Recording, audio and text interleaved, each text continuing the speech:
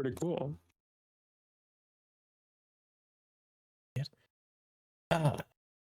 From IGN Live. The second thing you got to go to 2 times in a row, thanks to the mix. What? Oh no, we're going backwards. Going back. Jump it around. The Mix Summer Game Showcase had their event earlier on in the week, I believe that Monday before. Actual event demos set up that Friday evening before the Xbox Showcase. Graciously invited out again as press for the second time. 2-timer, Kyle in the weeds. How was the event this time? Did you actually get to play some stuff? Oh yeah, I played a lot more stuff. Perfect. Like you had a video on your channel, Kyle, to do on YouTube. 10 games you experienced, most excited about from the showcase. A couple bangers in there I now have on my watch list.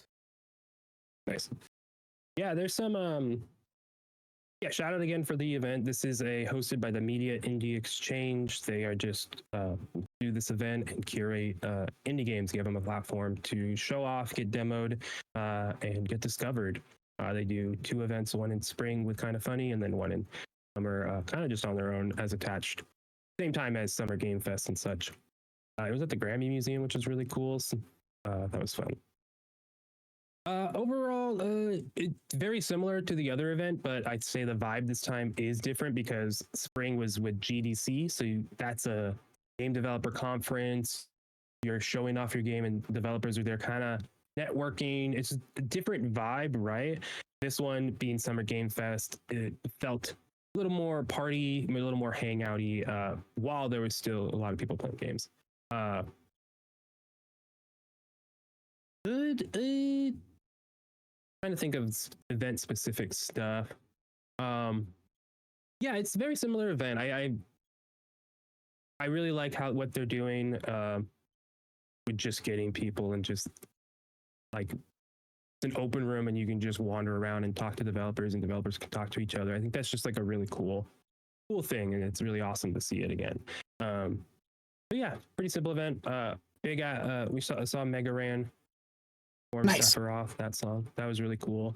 I was like, oh, I know that, I think. But yeah, that's kind of the vibe that was going on. Really, really cool event. Talking about the games now, there was a ton of games there, but yeah, I got down to 10 that I was like, these are ones that I keep thinking about and whatnot. Were there any that caught your attention that you want to go over? Because like, I don't think we should go over all 10. Go through all 10, Kyle. Yeah, I could list them real quick, but yeah, I don't want to spend too much time on all of them. But yeah, which ones caught your attention? Not from your list, but what I mentioned before that was here, Well Dweller, which I was not even aware was the game being made. Is made. I cannot find this game. It was at the showcase. Made by Kyle Thompson, not our Kyle, but Kyle Thompson, who previously obviously made Crypt Custodian, which I played earlier this year and fell in love with. Also made Islets and Sheepo, but this is his new game, which is still slated for 2026. A dark fairy tale Metroidvania full of charming characters living in a wretched kingdom. Play as Glimmer, a tiny bird armed with a matchstick who must burn the wicked queen to save his family. If you're looking at this, the best I could say is a mix of Crypt Custodian, which you would expect, and Death's Door in a 2D style. Like, it's a weird mix of eerie, dark, not quite Tim Burton, weird realism, like a lot of things going on. But just off of my experience with Crypt Custodian this year, the story that had, how solid the gameplay was, I'm hoping pulling that back into a 2D aesthetic and pulling back some of the options makes it a more solid time and fixes some of the gameplay issues I had. That one for sure is on your list.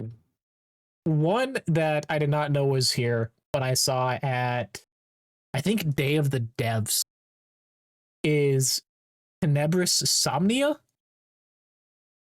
If you saw this, it is an old school think Monster Mansion Day of the Tentacle style point and click adventure game mixed with real life in-game video with like FMV movie scenes that the studio shot all themselves. No CGI was done, practical effects, practical outfits, horror experience where you'll be playing.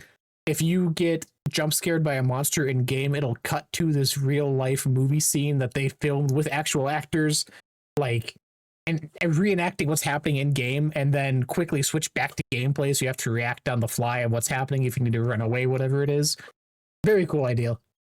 Not something that I would normally look at looking at the gameplay itself, but with that idea tied in, I'm like, this is really cool. And one of those things where you're like, this is not every so often something like this comes about, and I am very intrigued of how this plays out, how well it interacts between the two styles, how much takes away from gameplay, what that transition is like when it happens. Because in the trailers, it does seem very jarring, where you have split-second decision to die or run away, whatever it is. Very bad, very very bad. October 16th for that. Switch, PlayStation, Xbox, Steam, all the places. Also, getting physical copy release, which is cool to see for something small like this. Yeah, that's cool. I think we can go through the list again here. Stuff that's not on your list. There's one more that is like a Kingdom Hearts style game, which is all I need in my life. Kingdom Hearts 4 is never happening, but I cannot find it. Dusk something. Dusk Fade. August 13th, 2026. Shatter the shackles of time as you jump, swing, and slash through a fantastic world in this love letter to classic 3D action platformers. Completely did not know about this. Saw people talking about it in the Kingdom Hearts community, obviously. This looks badass as shit. I hope it plays well. Because from PS2 art style, like, I am all in on this. Grinding looks cool. It reminds me of A Hat in Time, which came out quite a bit ago, also capturing that era, but more refined. Obviously, more time put into it, more assets with the engines and stuff, but I'm down. Kingdom Hearts 4 is never happening, so I get this instead. You keep saying that, but it is. It's not. I know it's on Steam. I think this is an everything as well. PlayStation, Xbox, Steam. Demo available on Steam right now. August 13th. Not that long to wait. Nice. Yeah. For me, not being there from afar, what caught my eye mostly. Nice.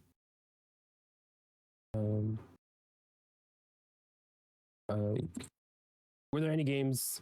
You said there were games on my list that caught your attention. Yeah, Neighborhoods. Which ones? Yeah, Neighborhoods to start off. Yeah. Most about that. The team behind it, I forget who it is off the top, but they made stuff that I also enjoyed before. Yeah, Eline Media is a developed and published by. I don't know if you have something else attached to it, No, or like you know the developer itself. It's just stuff they worked on before that studio type situation. Okay. I'll look it up on here. Okay. Yeah, Neighborhoods is a cozy city sim where you shape streets to help people thrive, gather, and develop strong opinions about a particular bench. They're reimagining the city builder as a city fixer. This one, in the mix showcase, caught my attention very quickly because of the art style and a city builder. I fell in love. I still love City Skylines. It just doesn't open on my computer for some reason. Thank you, Game Pass, and random weird things. Also, remember City Skylines, just like the development team is no longer the development team, and now it's a whole other team working on it. Crazy stuff over there. But anyways, so this caught my attention. Very into a city builder, but the idea of it being a city fixer is interesting. And talking with them, it's just all about the granular stuff. It's about helping the people before you're moving on to a big thing. I think in City Skylines, it's very easy to like build 2 streets, and then you're zoning it, and then you have 20 buildings, and all of a sudden, in an hour you have a huge metropolis, right? This game seems, it's Neighborhoods, right? You're focusing in way more on block that people within there. Yeah, you just want to make everyone happy. So if they are walking they have their job and they have to walk by and the street's covered in trash, they're not going to be happy. So you have to put trash can up, you have to pick up the litter. Oh, it's sunny on the street, put some trees up, make it better. So you're improving their lives in that way, adding businesses, and the businesses had, you know, each person had like wants and needs and such. So maybe they like movies and gaming, so you would want an entertainment thing. Some people like to eat and cook, so you'd want a restaurant, right? So you're matching things that way within the gameplay. Yeah, really, really cute.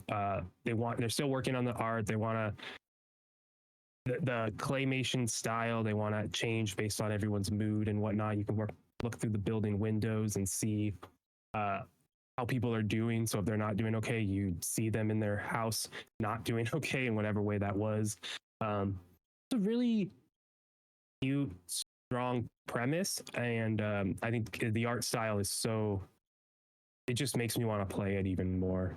So I'm hoping the gameplay can keep me into it. Played a little bit of it. It does feel exactly how you think it works, how you think it works. I think the big thing here is the long-term progression. Where is it going? How big is the city, the neighborhoods? When you know, what are the challenges with each one? Is it mostly just making it beautiful in my own way and decorating, or is it, you know, you have to do? Are there challenges where it puts me in specific ways and you have to be creative and whatnot? We'll see, but yeah, really looking forward to this one. Yeah, it was a mixture of the art style and listening, like watching trailers and stuff. It lets you do the city building aspect, the 2-point aspect of placing things to raise happiness, check all those boxes, but without the stress. Like, it feels like a much more cozier experience of that, where it's not something you need to 100% focus in on. Give your time when you're playing, like a more casual time while playing, which was enough for me. The other thing they did, which chaotic. The other thing they did, which I was thinking about, they did Never Alone, which was shortly after the Xbox One launch. If you remember games from back then, following Nuna and Fox, which it was very steeped in like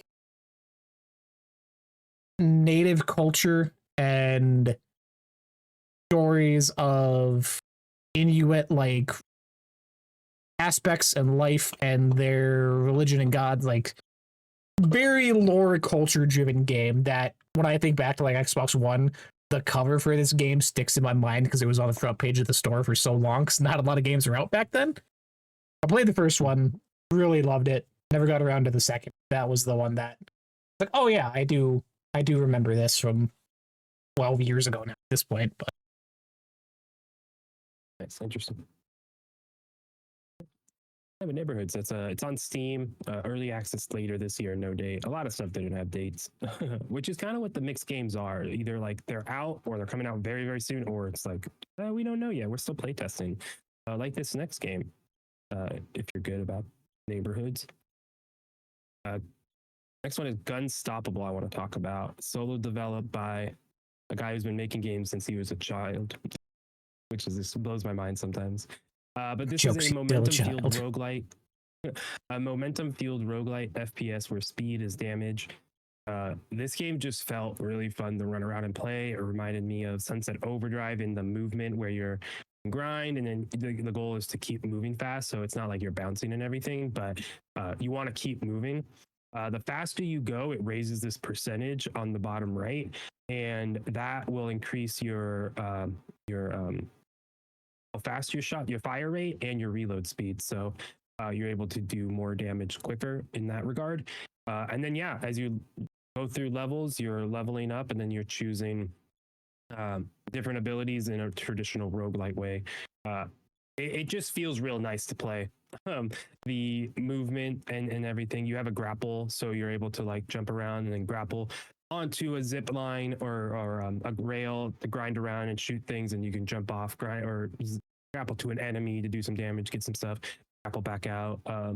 Very fun.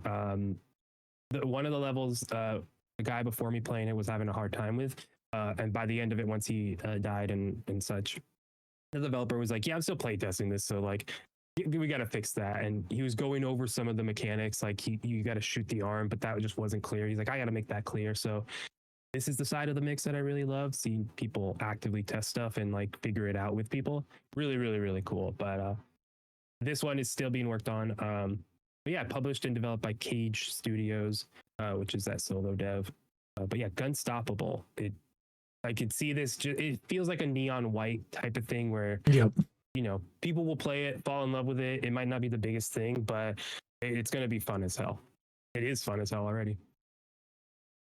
Yeah, I think 2027 date on that one, or no date. Let me pull up my Steam. Oh, Steam says August 5th, 2026. Unless that's changed. Okay. No. Like I said, I'm pulling up my Steam because I don't want to get anything wrong. And yeah, Steam and Xbox at the end of the trailer for that. With this, I watched the trailer. It looked cool. Does it play more like a brutalistic, you're getting your ass kicked all the time, or is it more leaning into the we want you to have fun flying around, doing the movement, and just make it through? Flying around. I still think it's hard. Like I was running around dodging things a lot, like to extend a fight on one of them. Like I was having a lot of fun with it. I forget how you heal up. Doesn't really matter. But yeah, I was running around a lot trying to stay alive and whatnot. But I don't think it's like I don't know. I think the balance is really good in what I played. I would say it's not aiming towards the brutal side, more of the fun. Good. That is enough for me then. Because yeah, watching it, I was like, this looks like something that's gonna infuriate the shit out of me. That's fair. Yeah, planned release August 5th, 2026. Which is that's real cool.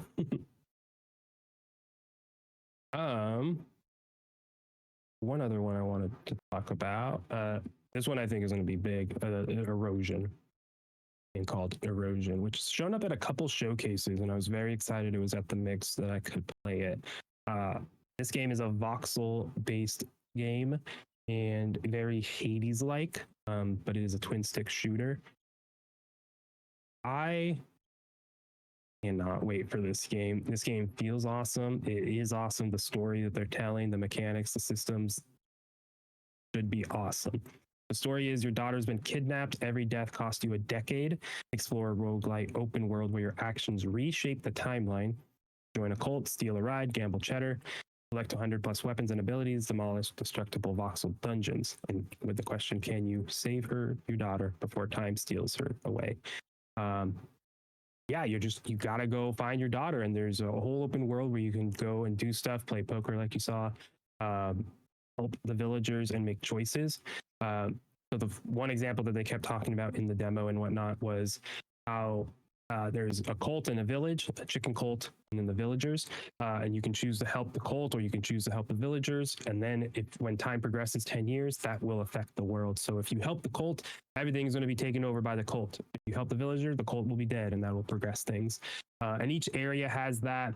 There's multiple branching points. In this trailer, there's a menu that kind of shows off the timeline really well. I think that mechanic is what's really going to be a really cool feature of this.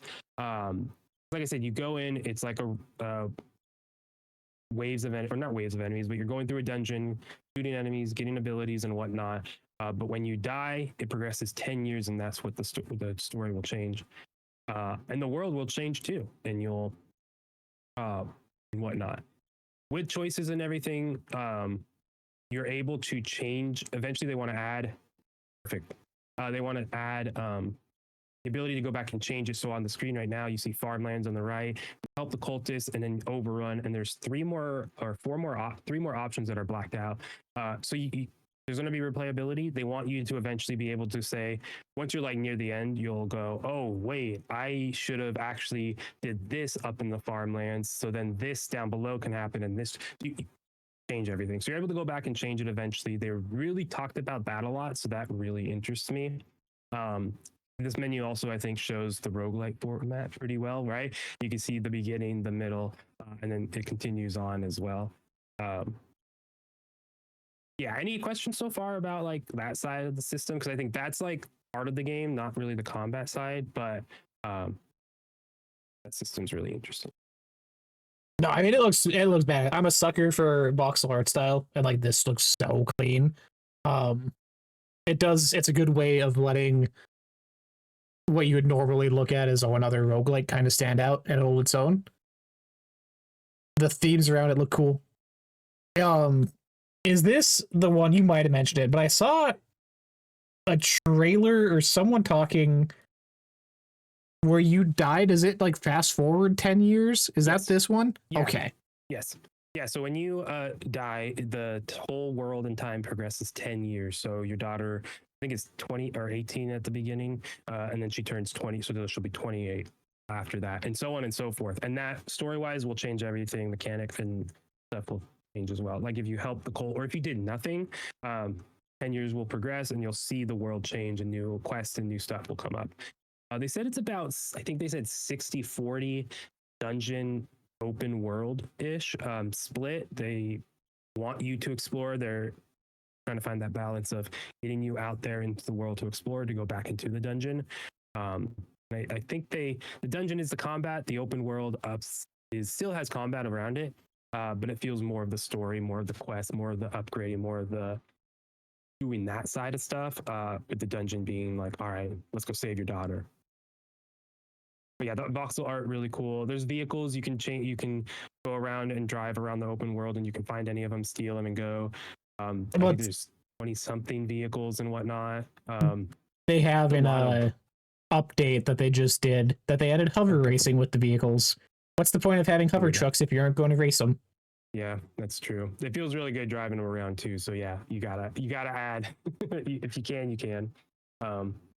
That's awesome that they added that. Yeah, the weapons too and abilities really cool. Reminds me of Hades. They brought it up as I was playing. I was having a hard time at the beginning playing this game, and the developer was like, "I can tell you played a lot of Hades. Use that second stick a little more." And once that clicked, I was like, "Oh yeah, I just wasn't playing it right." Which is I don't understand why that was an issue, but whatever. But yeah, there's 100+ weapons and abilities. They put me on a max level or a big build with a bunch of upgrades and whatnot at the end. And oh yeah, that felt real nice. The way things started chaining together and affecting other enemies as one thing happened and area effect stuff. So there's gonna be that build crafting within it. A lot of different weapons, they said, types and whatnot. So I'm excited to just play. It was really fun. It was fun not being fully powered up, and once they gave me a full kit, I was like, oh yeah, this is fun too in a great way. So this is top. This might be one of the top games of the whole weekend for me. Nice. It caught my attention from the art before I even touched it, before I played it. I think it was an Xbox showcase, if I remember, a long time ago or last year. So yeah, being able to play it and it feel this good and so far be this good, I'm very, very looking forward to Erosion. This one has no date. I'll have a play test on Steam and whatnot. So, going into the Xbox side, if you're in the Xbox ecosystem, if we throw back to about 3 years ago, this is being made by Plot Twist, which may not sound familiar, but they made the Last Case of Benedict Fox, which was a game at the Xbox Showcase a few years back. I want to say 2 years, if I remember correctly. That is on screen. So if you like that, it's obviously a drastic change from a 2D Metroidvania, but good to see. That's good. Studios pop back up after being on the big stage. Is real cool. So many particles with it. It's awesome. Kyle. Dancing with Ghosts. Yes. The big one. Yes. How are we feeling? I've dove in a bit to see, but from your experience and what you said on Discord, you've had more conversations, talked to people involved, deeper meaning and story behind this. Hit us with the deep. Mm-hmm. Yeah, this game, Dancing with Ghosts from Human Nature Studios, from a developer and his wife, mainly, and they have a bunch of other people working. I think like 7 to 10 people working on it otherwise, but it's kind of from their brainchild. And this guy has made like He's 40 plus years. He's made a lot of games. He's been in the industry for 40 plus years. He's made a couple games. Nothing like huge, but like Doki Doki Universe and whatnot. But this game just has a story. Like the creation of this game is more than just like, here it is. While making the game, he was saying like it just kept changing drastically. They kind of had a different game being made, similar in what the intentions are, but they couldn't figure it out. And then the developer and his wife, they lost their daughter, and then they had so obviously that affects a lot. They then lost their homes in the fires on Maui a couple of years ago, if you remember that, in Hawaii. There's that. They had almost lost their life personally. They had a death of the father suddenly. A lot of shit in a lot of quick couple of years. And talking about it with the developer, you kind of tell that this was still not something they're going through, right? I think obviously grief is something that's always there, ever present. What is grief if not love persevering? Thank you. That's a vision. I was like, who said that? I was like, God, I still remember it because it's such a good line, but who said it? It was just like, wow.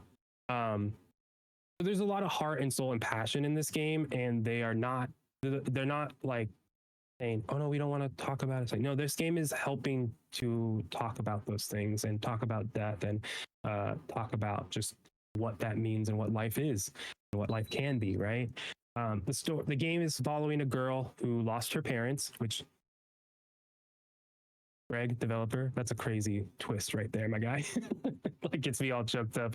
And she feels bad, she feels resentful, and then that's the story you go off, and you're going around this Thai village. It's based off of their wife's experience and culture, and they're trying to tie all that in, developing it. He's talking to her, seeing what fits. It's a lot of her experience as well, which you feel that in the art right away. Following school, and her girl is she just wants to go around and help people and help this ghost that only she can see. And obviously there's reasons for that, but that'll be explored along the way. Some of the gameplay you're doing is you, the character, she's dancing, and she's scared to, because her mom is now passed. She doesn't want to make her feel bad. She doesn't want to, not be worthy of carrying on the dancing, whatever. And the mini game works is that you're just moving your mouse up, down, left, and right to the things. But even then, and that felt like it didn't work. It felt like it didn't work well, but I think that's the point, because I think as you're doing it and you're not really hitting the beats every time on perfect beat, your character is getting frustrated. And the whole premise is that she's just wants to figure it out, wants to honor her parents, wants to overcome this stuff. So I think there's reasons for that. I just feel a lot of passion in this game. I picked up the game, started playing it, and I was like, whoa, this game is really cool, really cute. There's like something to it. And then I talked to the developers and I was like, oh shit, that is felt in the game 100%. There's something really incredibly special about this game. They got fully funded on Kickstarter. Their PR person is helping them out of the goodness of their heart. There's just something really cool about this. And I am incredibly excited to see it. This is something I'm already reached out with them, hope to get him on the show to talk about it. Obviously, like the content, I mean, his life is hard not to think about and get emotional about and put myself there and be like, oh. So there's that, but this is a really, really beautiful thing. And it reminds me of games like Anne Roger and stuff we started playing, and I started playing in the last couple of years, where it might not be an incredibly deep narrative. It might not be incredibly deep gameplay wise, right? There might be some frustrating things over how you're controlling the character. For the demo, I was using the mouse to go left and right. It's one of those type of games, but there's intention and purpose and passion behind it. And when games do that, man, it's hard not to love it and not appreciate it. And then when it also can like relate to me, or to you in general, and you can parts yourself in it, man, it's even better. And that's just what this game is doing for me personally. So very looking forward to it. And I'm hoping like this. Yeah, I'm cautiously like scared for the story. I feel like it's just going to be very poignant, very there's going to be something they're trying to say, and I love that. And people to turn tragedy into art, into this something for us to play and have fun with. Like, amazing, congrats, and I hope it's going well. But yeah, that's Dancing with Ghosts. I'll just say it's going to be one of the next games that makes me cry, which is not that hard of games, but definitely going to be Yeah, jumping man, up to it. I was holding tears talking to the developer because yeah, he was you just saw it and you're like, oh my god, okay.